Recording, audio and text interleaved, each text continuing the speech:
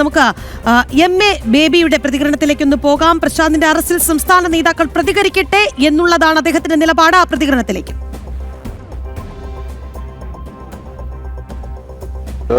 കുറിച്ച് പ്രതികരിക്കട്ടെ, അതല്ലേ നല്ലത്. സിസിയുടെ റിപ്പോർട്ടിൽ തന്നെ ശബരിമല സ്വർണ്ണക്കൊള്ളയിൽ പത്മകുമാറിനെതിരെ നടപടിയെടുക്കാത്ത ഒരു തിരിച്ചടിയാണ് ഉണ്ടായിരുന്നു. അന്നേ ഇത്ര ആളുകളെ ഒഴിവാക്കിയിരുന്നെങ്കിൽ ഈ പ്രശ്നങ്ങൾ ഉണ്ടാവില്ലായിരുന്നു. സംസ്ഥാന കമ്മിറ്റിയിലെ കേന്ദ്ര കമ്മിറ്റിയുടെ റിപ്പോർട്ട് അവതരിപ്പിക്കാൻ പോവുകയാണ്. അപ്പോൾ അതിനു മുമ്പ് നിങ്ങൾ എന്നെ ഇവിടെ വഴി തടഞ്ഞു നിർത്തി ചർച്ച ഉണ്ടാക്കി കഴിഞ്ഞാൽ ബുദ്ധിമുട്ടാകും. ഞാൻ വിചാരിച്ച് നമ്മൾ ഡൽഹിയിൽ നടക്കുന്ന വിദ്യാർത്ഥി യുവജന സമരത്തെക്കുറിച്ച് എന്തെങ്കിലും ചോദിക്കാനായിരിക്കും.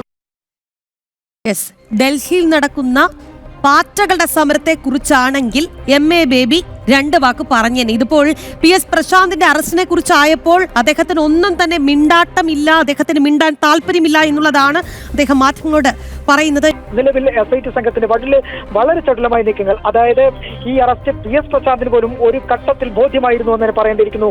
അതാണ് ഇന്ന് പുറത്തിറങ്ങിയ ഫേസ്ബുക്ക് പോസ്റ്റ്. ആ ഫേസ്ബുക്ക് പോസ്റ്റിന് പിന്നാലെ മിനിറ്റുകൾക്കകം തന്നെ SIT സംഘം PS പ്രശാന്തിന്റെ വീട്ടിലേക്ക് എത്തുന്നതും വളരെ സംശയത്തോടുകൂടി തന്നെ PS പ്രശാന്തിന് ഈ കാര്യങ്ങളെല്ലാം തന്നെ അറിയാമായിരുന്നു. താൻ ഈ പ്രതിപട്ടികയിൽ ചോദ്യമുനയിലേക്ക് വരുമെന്ന കാര്യങ്ങളെല്ലാം തന്നെ അറിഞ്ഞുകൊണ്ട് തന്നെയാണ് ഇത്തരത്തിൽ FB പോസ്റ്റ് ഇട്ടതും. ഈ SIT സംഘം ഇത് നിരീക്ഷിച്ച് അദ്ദേഹത്തിന്റെ വീട്ടിൽ നിലയുറപ്പിക്കുന്ന ഒരു സാഹചര്യം കൂടി ഉണ്ടായിരുന്നു. അങ്ങനെയാണ് രാവിലെ 8 മണിയോടുകൂടി തന്നെ SIT സംഘം ഇവിടെ എത്തുകയും വളരെ കരുതലോടുകൂടി തന്നെ ഈ അദ്ദേഹത്തിന്റെ വീടിനകത്തേക്ക് പ്രവേശിക്കുകയും അവിടെ കുടുംബാംഗങ്ങളെ കാണുകയും കുടുംബാംഗങ്ങളെ കാര്യങ്ങൾ മനസ്സിലാക്കി PS പ്രശാന്തിനോട് ഇത്തരത്തിൽ ചോദ്യങ്ങളോടും തങ്ങളുടെ അന്വേഷണത്തോട് സഹകരിക്കണമെന്നും അന്വേഷണ സംഘം PS പ്രശാന്തിനോട് വ്യക്തമാക്കുകയും PS പ്രശാന്ത് ഇത് തിരിച്ചും അതേ മൗനത്തിൽ തന്നെ പ്രതികരിക്കുകയും ചെയ്തു. ഈ സമയത്തെല്ലാം തന്നെ ജനൻ TV സംഘം അവിടെ ഉണ്ടായിരുന്നു. ആ ദൃശ്യങ്ങളെല്ലാം തന്നെ തത്സമയം ജനൻ TV പുറത്തുവിടുകയും ചെയ്തിരുന്നു.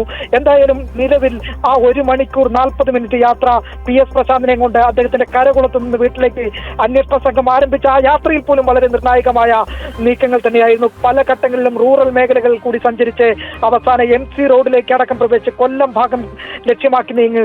ഇതിനെല്ലാം തന്നെ ഈ നിലവിൽ SIT സംഘം ഈ നിർദ്ദേശങ്ങൾ നൽകി അന്വേഷണ സംഘത്തെ മുന്നോട്ട് കൊണ്ടുപോയ ഘട്ടത്തിൽ പല സമയങ്ങളിലും അതിന്റെ വാഹനം പല ഭാഗത്തേക്കും നിലയിൽ ദിശ മാറി സഞ്ചരിക്കേണ്ടി വരുന്നു. ഒടുവിലാണ് ജില്ലാ പോലീസ് ട്രെയിനിങ് സെന്ററിലേക്ക് എത്തിച്ചേരാനായിട്ട് അന്വേഷണ സംഘം PS പ്രശാന്തിനെ വഹിച്ചുള്ള വാഹനത്തിലുള്ള അന്വേഷണ സംഘത്തിന് നിർദ്ദേശം നൽകുന്നത്.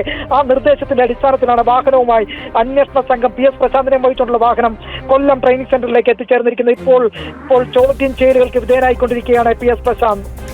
എന്തായാലും SP ശശിധരൻ കൊല്ലത്ത് എത്തിയിട്ടുണ്ട്. പോലീസ് ക്ലബിൽ PS പ്രശാന്തിനെ ചോദ്യം ചെയ്യുന്നു. അല്പസമയത്തിനുള്ളിൽ തന്നെ PS പ്രശാന്തിനെ കോടതിയിൽ ഹാജരാക്കും എന്നുള്ള ഒരു അപ്ഡേറ്റ് കൂടി ഈ വിഷയത്തിൽ വരുന്നുണ്ട്.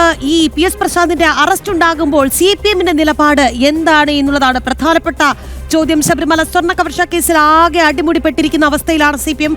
അപ്പോൾ PS പ്രശാന്ത് കൂടി കുടുങ്ങുമ്പോൾ എന്താണ് CPMന്റെ നിലപാട്?